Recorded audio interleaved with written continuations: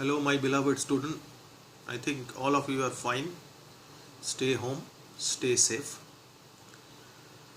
Last কিছু ডিসকাশনে আমরা inorganic chemistry নিয়ে ডিসকাশন করছিলাম। আমাদের last lecture class 12 unit 4 complete হয়ে গেছে লাস্ট লেকচারে। যারা ইউনিট 4 আমার ক্লাস করোনি রিগার্ডিং পিডিএফ ব্লক এলিমেন্টস, তারা ইউটিউবে আইএমআই ক্লাসে সার্চ দিয়ে পিডিএফ ব্লক এলিমেন্টসের ডিটেল লেকচার্সগুলো পেয়ে যাবে কনসিডারিং এনসিইআরটি। সো আমাদের ইনঅর্গানিকের ওই পার্টটা শেষ হয়ে গেছে। তো আমরা now we are discussing basically unit 5, that is metallurgy. Metallurgy is a part of inorganic chemistry in which we are discussing all the procedure of extraction of metals. Basically, metallurgy in short defined as the scientific and technological process used for the isolation of metal from its ore. This be the hardcore definition of metallurgy, or in short we can say metallurgy is known as the extraction of metal. So before starting the detailing of metallurgy, we have to know some terms. আমাদের কিছু terms জানতে হবে যেগুলো আমাদের প্রতি ক্ষেত্রে কাজে লাগবে। তো সেই টার্মসগুলো সম্বন্ধে আগে কিছু জেনে নেবো ডিটেলগুলো, তারপরে আমরা আস্তে আস্তে মেটালার্জিতে ভেতরে ঢুকবো। ওকে, তো সেই ডিসকাশনের ক্ষেত্রে আমরা স্টার্ট করছি metallurgy, that is the extraction of metal, class 12 unit 5 mineral. মিনারেলের বাংলা হচ্ছে খনিজ। What is the definition? What is the concept of mineral? Mineral are those compounds in which metal exists as or in combined state or free state. মানে mineral হচ্ছে এমন একটা compound যার মধ্যে মেটালটা either native স্টেটে থাকে বা ফ্রি স্টেটে থাকে, অথবা অন্য কোনো নন মেটালের সাথে কম্বাইন করে থাকে, বা মেটালের সাথেও influence of non metal combine করে থাকতে পারে। So based on that fact of view, we can categorize mineral into 7 categories. Those categories are silicates, oxides, sulfates, carbonates, obviously native elements without combining with any other non-metal, and halides. আমরা পরে জানবো specifically তাদের formula, তাদের trivial নেমগুলো দেখবো, যেগুলো কিন্তু আমাদের মনে রাখতে হবে। ঠিক আছে, নাও the concept of ores, বাংলায় হচ্ছে আকরিক। আকরিক কাকে বলে? What is the concept? Definition: those minerals from which metal can be extracted economically and easily, or rather conveniently. মানে এমন ধরনের মিনারেল যে মিনারেল থেকে খুব ইকোনমিক ওয়েতে এবং খুব ইজিয়েস্ট ওয়েতে মেটাল এক্সট্রাক্ট করা যায়, তাদের ওর বলে। ইট মিনস আমরা বলতে পারি all ores are mineral, but all minerals are not ore. We can say all ores are mineral, but all minerals are not ore. মানে সব আকরিকই খনিজ, কিন্তু সব খনিজই কিন্তু আকরিক নয়। সেই সব খনিজকে আকরিক বা সেই সব মিনারেলসকে ওর হিসেবে কনসিডার করা হবে যাদের থেকে ইকোনমিক্যালি এবং ইজিলি অর রাদার কনভিনিয়েন্ট ওয়েতে মেটাল এক্সট্রাক্ট করা যায়। ওকে, এখন মেটালের মধ্যে ডাইরেক্ট মেটাল এক্সট্রাক্ট করতে গেলে তো আমরা ওর নিয়ে এক্সট্রাক্ট করতে যাবো অবভিয়াসলি, কিন্তু সেই ওরের মধ্যে অবভিয়াসলি আমরা জানি কিছু ইম্পিউরিটিস থাকে, সেই ইম্পিউরিটিসগুলো সেপারেট করতে হয়। সেপারেট করে করে ওর এক্সট্রাক্ট করতে হয় উইথ ফলোয়িং সাম স্টেপস। তো সেগুলো জানার আগে ওরের মধ্যে যে ইম্পিউরিটিসগুলো থাকে সেগুলোকে কি বলে? অ্যাকচুয়ালি সেগুলোকে বলা হয় gangue. What is the definition? বলেছে the ores are usually contaminated with earthly or undesired or unwanted materials known as gangue. মানে ওরের মধ্যে কিছু আর্থলি, মানে such as clay or sand, এইগুলোকেই বলে, মানে আর্থ থেকে যেগুলো পাওয়া যায়, that's why the term is earthly. Earthly or undesired or unwanted, মানে যেগুলো আমাদের কাজে লাগবে না মেটাল এক্সট্রাকশনে এসে, সেই আনডিজায়ার্ড বা আনওয়ান্টেড মেটেরিয়াল যেগুলো থাকে সেগুলোকে বলা হয় গ্যাঙ্গু। অবভিয়াসলি সেগুলোকে সেপারেট করে আমাদের মেটাল এক্সট্রাকশনের প্রসিজিওরে ঢুকতে হবে। এখন এই মেটাল এক্সট্রাকশনে যে প্রসিজিওর বলা হলো, সেই প্রসিজিওরে কী কী স্টেপস ফলো করা হয়, সেই স্টেপসগুলো আগে ক্যাটেগরিক্যালি জেনে নেবো টার্মগুলো, তারপর সেই টার্মগুলো নিয়ে একটা একটা করে এক্সপ্লেন করতে করতে যাব, যাতে আমাদের পুরো কনসেপ্টটা একদম ক্লিয়ার কাট পরিষ্কার হয়। Okay, so let us see the extraction of metal. Metal এক্সট্রাকশনে গেলে what are the steps? Step 1, crushing and grinding. Obviously বুঝতেই পারছো, একটা বড় যখন আমরা মিনারেল বা ওর নিচ্ছি, সেই ওরটা একটা বড় পাথরের মতো অবস্থায় থাকে, সেই পাথরের মতো অবস্থায় নিয়ে সেটা থেকে ডাইরেক্ট কেমিক্যাল ইউজ করে বা কোনো ফিজিক্যাল প্রসেসে মেটাল এক্সট্রাক্ট করতে পারবো না। অবভিয়াসলি সেটাকে পাউডার ফর্মে নিয়ে যেতে হবে। সারফেস এরিয়া বাড়বে, সারফেস এরিয়া বাড়লে সেই সারফেস এরিয়া বেশি থাকলে সেইগুলো নিয়ে রিয়াকশান করানো বা ফিজিক্যাল প্রসেসে সেগুলো থেকে মেটাল এক্সট্রাক্ট করা অবভিয়াসলি সোজা হয়। লজিক্যালি সেটাই আমরা জানি। তো সেই কারণের জন্য সেই যে ওরগুলো পাওয়া যাবে সেগুলোকে প্রথমে ক্রাশ বা ক্রাশিং আর ক্রাশিং অ্যান্ড গ্রাইন্ডিং করতে হবে। কিসে করা হয়, কীভাবে করা হয় তার ডিটেলে আসছি। সেগুলো আস্তে আস্তে আমরা বললাম যে স্টেপগুলো সম্বন্ধে ডিটেলিংগুলো একটা একটা করে জানবো। আগে স্টেপগুলো কী কী জেনে নিই, তারপর স্টেপগুলো সম্বন্ধে ডিটেলিংগুলো আস্তে আস্তে জানবো। Step 2, concentration. কনসেন্ট্রেশনে বাংলা হচ্ছে গাঢ়ীকরণ।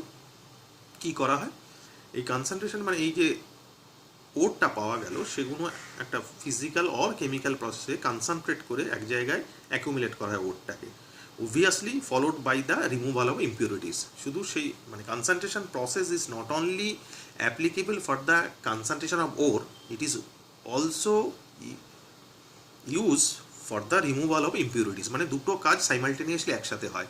ওরটাকে কনসেন্ট্রেট করতে হয় যাতে সেটা নিয়ে আমি কাজটা সহজভাবে করতে পারি, প্লাস সেই কনসেন্ট্রেশন প্রসেসের মধ্যে দিয়ে আস্তে আস্তে যে ইম্পিউরিটিসগুলো আছে সেগুলো রিমুভ হতে শুরু করে। সেটা কিভাবে হয়, কটা টাইপের ক্যাটেগরি আছে সেটা আমরা আস্তে আস্তে জানবো। এরপরে আমরা স্টেপ 3-তে যাচ্ছি। স্টেপ 3 বলেছে conversion into metal oxide. Metal অক্সাইডে কেন ট্রান্সফার করা হয়, যে ওরটা পাওয়া গেলে সেটাকে মেটাল অক্সাইডে ট্রান্সফার হয়। কেন ট্রান্সফার করা হয়, because metal oxides are easier to reduce. খুব সহজে বিজারণ করা যায় মেটাল অক্সাইডকে, সেই জন্য সেই মেটালিক ওরগুলোকে তাদের করসপন্ডিং অক্সাইডে ট্রান্সফার করা হয়।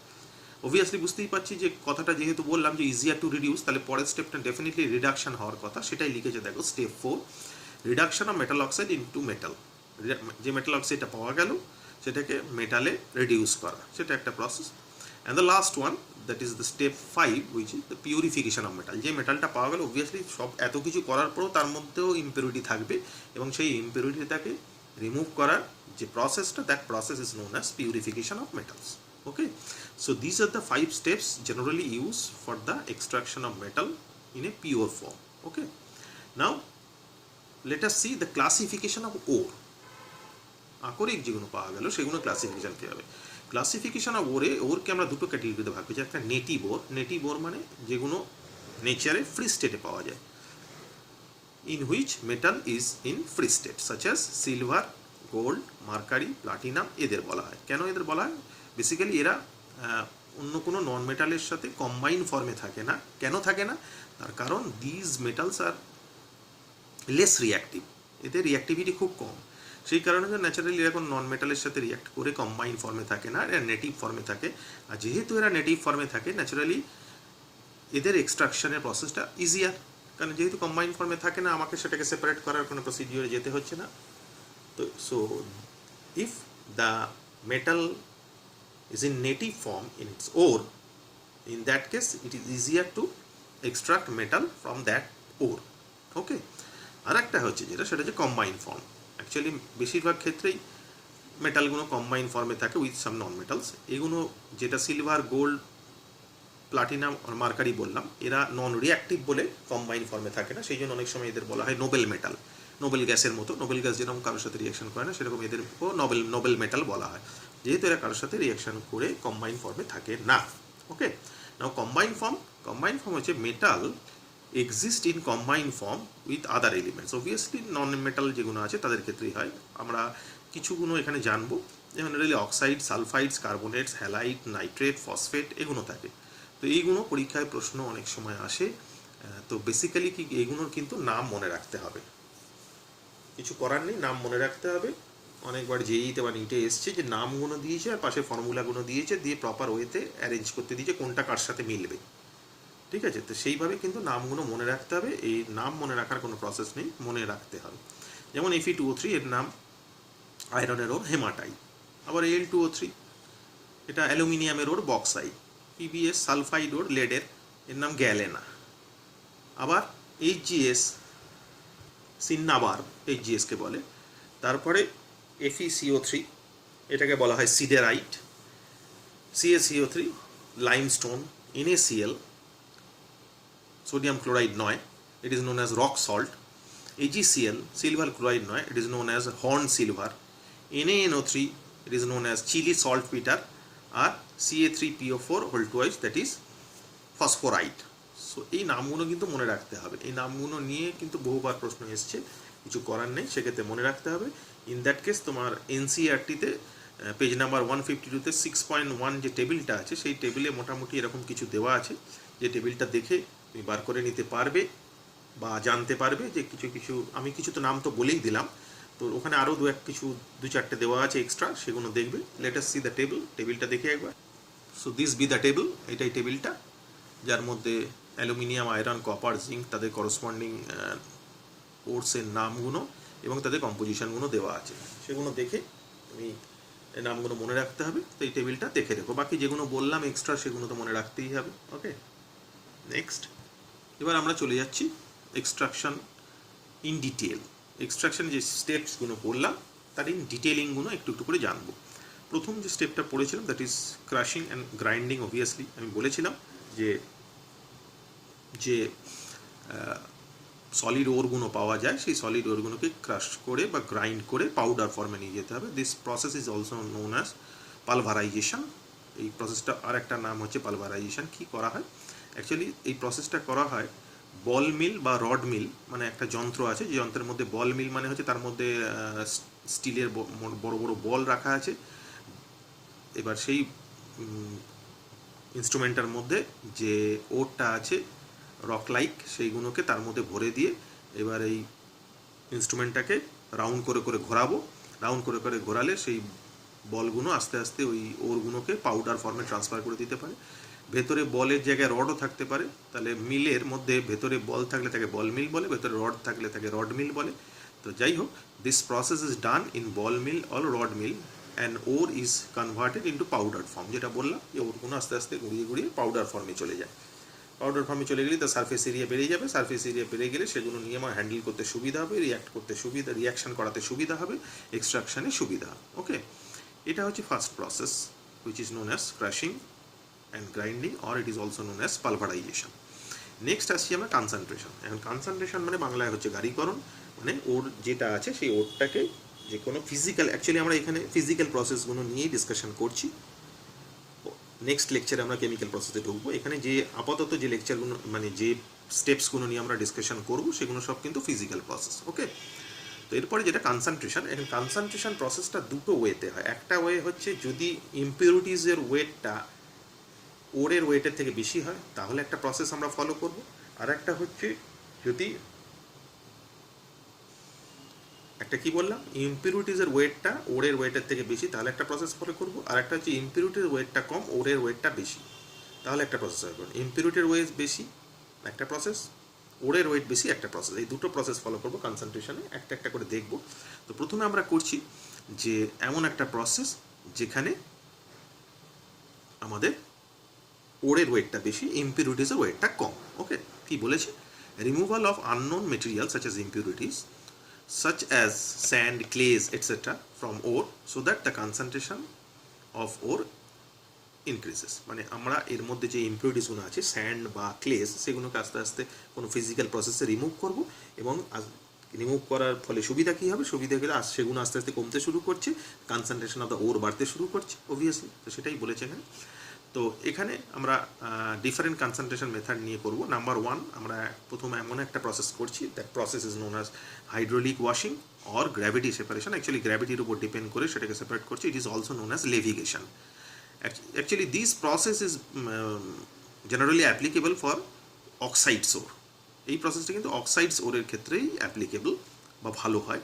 Process is hydraulic washing or gravity separation. It is also known as levigation. কী করা হয়, যে পাউডার ফর্মে যে ওরটা পাওয়া গেল সেই ওরটার মধ্যে দিয়ে আমার স্ট্রিম অফ ওয়াটার পাস করাবো।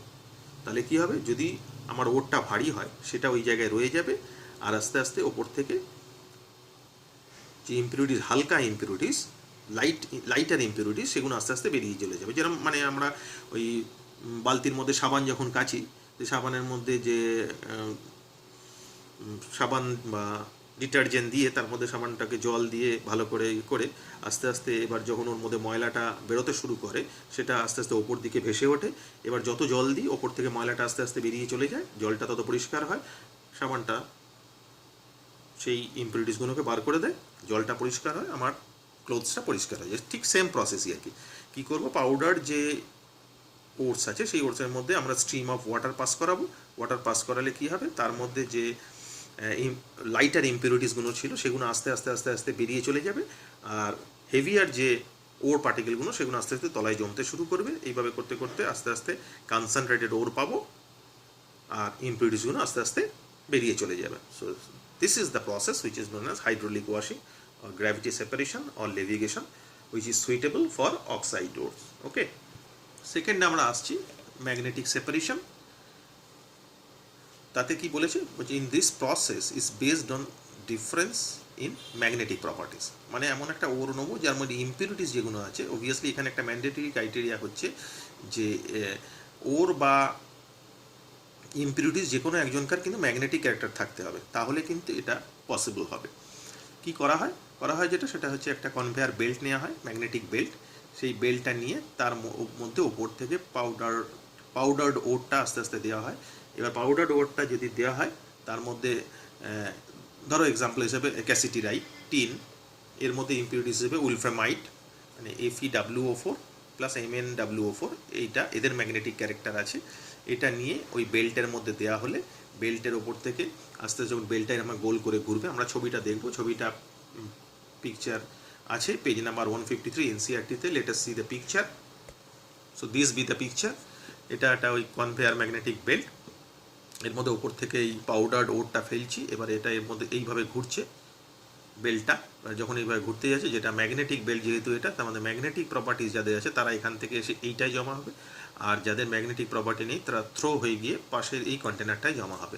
এইভাবে ম্যাগনেটিক প্রপার্টিসের ডিফারেন্সের উপর বেস করে আমরা কিন্তু ম্যাগনেটিক সেপারেশন করতে পারি কিছু ওরে। যেমন আমি বললাম যে টিনের যে ওরটা SnO2, তার মধ্যে উলফ্রামাইট মানে Fe2O4 এবং MnWO4 যে ইম্পিউরিটিসগুলো থাকে তাদের ম্যাগনেটিক প্রপার্টি আছে। এবার যদি তার এর মধ্যে দেওয়া হয় তাহলে SnO2টা গিয়ে এর মধ্যে পড়বে, আর যে ইম্পিউরিটিস ছিল Fe2O4 বা MnWO4 সেটা আস্তে আস্তে গিয়ে এর মধ্যে পড়বে। ম্যাগনেটিক বেল্ট যেহেতু এটা এর মধ্যে আছে, এইভাবে ম্যাগনেটিক সেপারেশনের মাধ্যমে আমরা কিন্তু, because all these are the physical process, আমি বারবার বলছি, কিন্তু এতে এইভাবে আমি সেপারেট করতে পারি।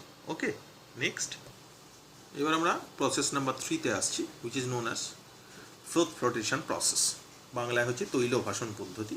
অ্যাকচুয়ালি কী করা হয় এখানে, কনসেপ্টটা আগে যেটা নাম্বার 1 পড়লাম আমরা প্রসেস, সেই কনসেন্ট্রেশন যে প্রসেসটা নাম্বার 1 পড়লাম, সেই প্রসেসটার উল্টোটা ওটা, ঠিক আছে। ওখানে গ্র্যাভিটি সেপারেশন বা লেভিগেশন বলে যে প্রসেসটা আমরা পড়লাম, ঠিক তার উল্টোটা হচ্ছে ফ্লোট ফ্লোটেশন। গ্র্যাভিটি সেপারেশনে কী ছিল, সেখানে ছিল যে ওটটা তার ওয়েট বেশি, ডিউ টু গ্র্যাভিটি সেটা তলার দিকে পড়ে থাকছে, আর ওয়াটার যে স্ট্রিমটা পাঠাচ্ছে সেই স্ট্রিমের মাধ্যমে লাইটার যে ইম্পিউরিটিসগুলো আছে সেগুলো আস্তে আস্তে বেরিয়ে চলে যাচ্ছে। এটা ঠিক তার উল্টোটা। এখানে যে ওটটা বা ওর পার্টিকেল আছে সেগুলো লাইটার, আর যেগুলো ইম্পিউরিটিস আছে সেগুলো হেভিয়ার। তার ওপর বেস করে, সেই প্রপার্টিজও বেস করে, জাস্ট আগে লেভিগেশনের উল্টোটা ফ্লোট ফ্লোটেশন। কি বলেছে, generally this process is applicable for sulphide or, zinc sulphide, ZnS বা PbS বা CuFe, কপার পাইরাইট, CuFeS2, এদের ক্ষেত্রে অ্যাপ্লিকেবল। কি করা হয় বলেছে এখানে, যেটা বললাম, metal particles are lighter than impurities. Metal particle ore যেগুলো আছে সেগুলো ইম্পিউরিটিস থেকে লাইটার। এবার কি করা হয়, একটা কন্টেনারের মধ্যে সেই পাউডার্ড ওরগুলোকে নিয়ে তার মধ্যে কিছু ইনগ্রেডিয়েন্ট মেশানো হয়, এবং সেই ইনগ্রেডিয়েন্ট কী কী মেশানো হয় বা কেন মেশানো হয় সেগুলো আমরা একটা একটা করে ডিসকাস করছি। প্রথমে হচ্ছে ফ্লোতার, মানে যে ফ্যানাটা তৈরি করে সেইটা কী জিনিস মেশানো হয়, সেটা মেশানো হয় পাইন অয়েল বা ক্যাম্ফর অয়েল অথবা ইউক্যালিপটাস অয়েল, যে কোনো একটা মেশানো হয় তার মধ্যে নিয়ে। এবার সেইটা জল, water, pine oil or eucalyptus oil or camphor oil or powder ore, এগুলো নিয়ে একটা কন্টেনারের মধ্যে নিয়ে গোল করে একটা পাখা ঘোরানো হয়। সেই পাখা ঘোরানোর ফলে ছবিটা দেখতে কিরম, কন্টেনারের বা যে ইনস্ট্রুমেন্টটা ইউজ করা হয় for the development of fourth, যে কন্টেনারটা ইউজ করা বা যে ইনস্ট্রুমেন্টটা ইউজ করা সেটা দেখতে কিরম, সেটা এইরকম দেখতে। দিস বি ইয়োর কন্টেনার, এই যে কন্টেনার, এর মধ্যে ওই water, powder ore, eucalyptus oil, pine oil or camphor oil মিশিয়ে এই যে ফ্যানটা লেগে আছে এইটাকে ঘোরানো হচ্ছে। এবার এর মধ্যে যত এরকমভাবে ঘুরবে ফ্যানটা, তত এর মধ্যে আস্তে আস্তে ফ্লোট হতে শুরু করবে, ফ্লোট আস্তে আস্তে ওপর দিকে উঠতে শুরু করবে, আর ইম্পিউরিটিসগুলো তলার দিকে পড়তে শুরু করবে। তবে এর মধ্যে আরও কিছু মেশানো হয় যেগুলো ডিসকাস করতে হবে, যেগুলো প্রপারলি জানতে হবে।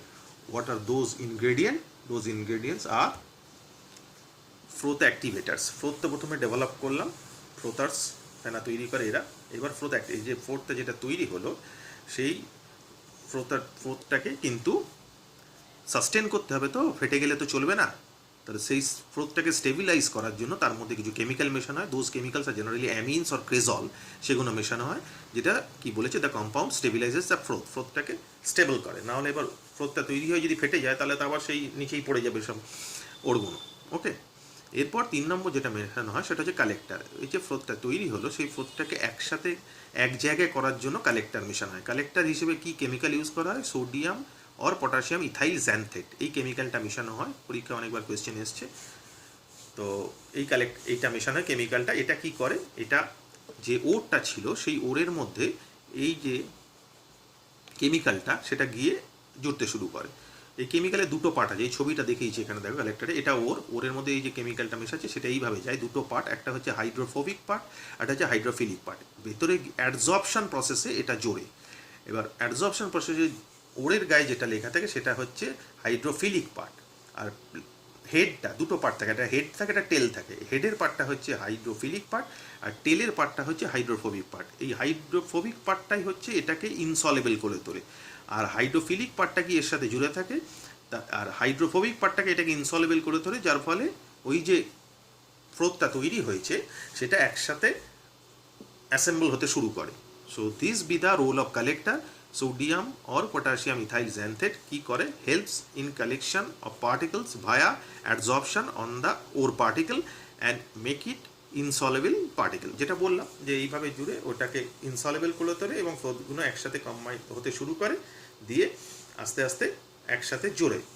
এইভাবে এই ওরের মধ্যে এগুলো লেগে অ্যাডজর্পশন প্রসেসে এটাকে ইনসলেবল করে তোলে এবং ইনসলেবল ওর ফ্রোথের মধ্যে লেগে থাকে। ফ্রোথটা আস্তে আস্তে ওপর দিকে ভেসে ওঠে এবং সেই ফ্রোথটা আস্তে আস্তে কালেক্ট করা হয়। এছাড়া আর কি মেশানো হয়? আর একটা মেশানো হয় যেটা, সেটা হচ্ছে ডিপ্রেশন।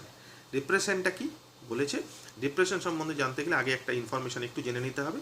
বলছে the compound which is present is lesser amount. ধরো একটা ওর আমি থেকে একটা ওরটাকে একটা পিওর ফর্মে আনতে চাইছি। এখন সেই ওর মধ্যে দুটো জিনিস আছে, ধরো এক্সাম্পল হিসেবে জেডএনএস আর পিবিএস, এরা দুজন আছে।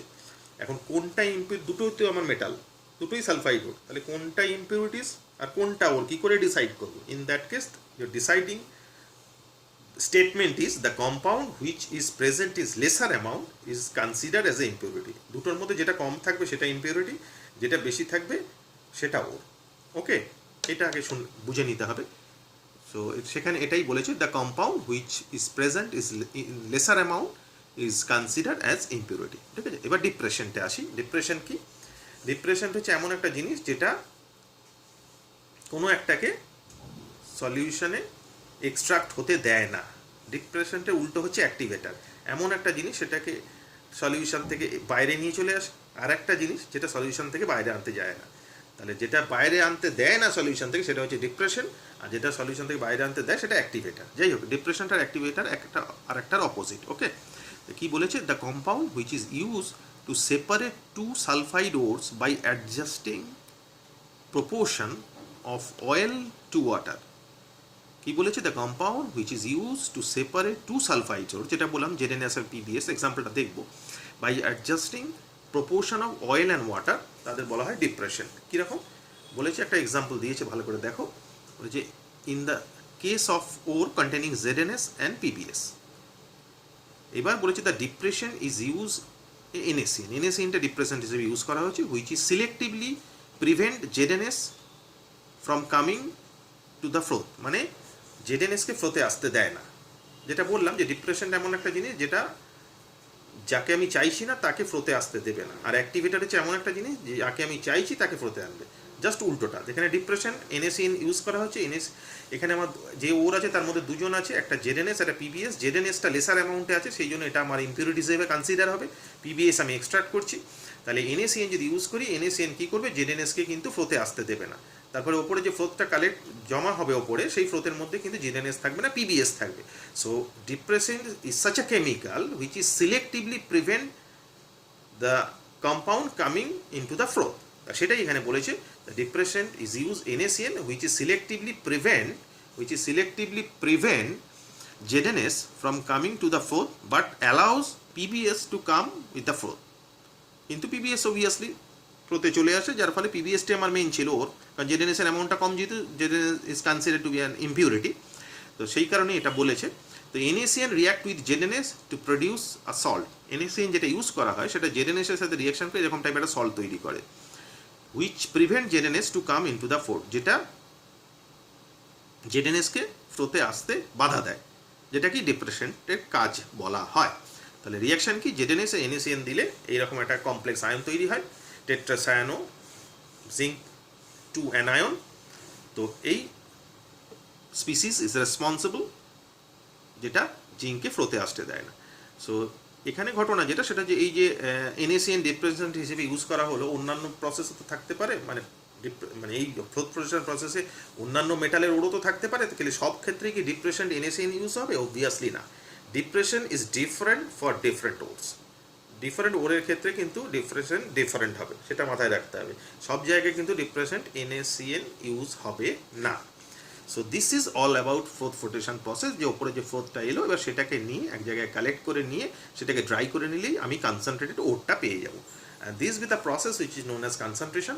কনসেন্ট্রেশন দুটো প্রসেসে হয়, আমি বললাম, আই রিপিট পুরো ব্যাপারটা, যে আমার এক্সট্রাকশনে যে প্রসেসগুলো পড়লাম, all these are the physical processes. তার মধ্যে প্রথম যে প্রসেসটা পড়লাম সেটা গ্র্যাভিটি সেপারেশন অর লেভিগেশন। সেখানে কি বলা হলো, সেখানে বলা হলো ওরের ওয়েট বেশি, মানে ore is heavier in comparison to impurities. তো ওয়াটারের স্ট্রিম পাস করালে ওরটা যেহেতু হেভিয়ার, সেটা তলায় সেডিমেন্ট করে যাবে বা তলায় জমে যাবে, আর ইম্পিউরিটিসটা যেহেতু লাইটার, সেটা আস্তে আস্তে ওয়াটার ফ্লোর মাধ্যমে আস্তে আস্তে আস্তে আস্তে বেরিয়ে যাবে। এইভাবে আস্তে আস্তে আমি ওরটাকে কনসেন্ট্রেট করতে পারবো। এটা একটা প্রসেস পড়লাম। এর উল্টোটা আমরা পড়েছি ফ্লোথ ফ্লোটেশন প্রসেস।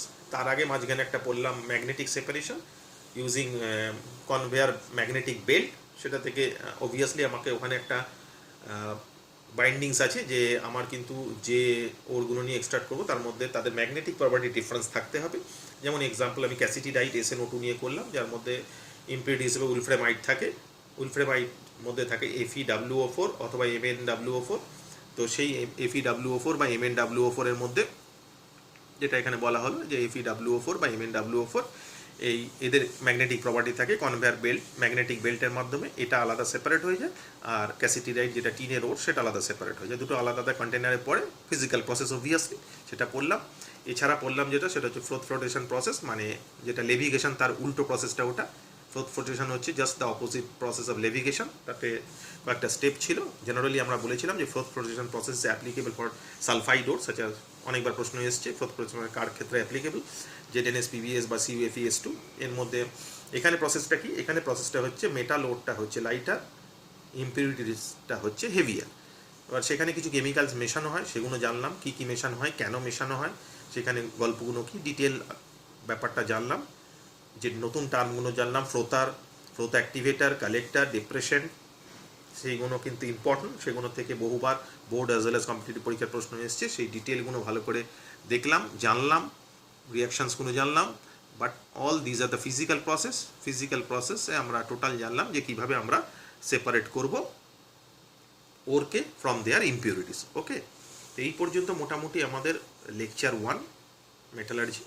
এরপর আমরা যেটা পরের লেকচারে যাব, সেখানে কেমিক্যাল প্রসেস ইউজ করব আমরা for the separation of impurities. Okay, এই পর্যন্ত আমাদের লেকচার 1। Okay, thank you.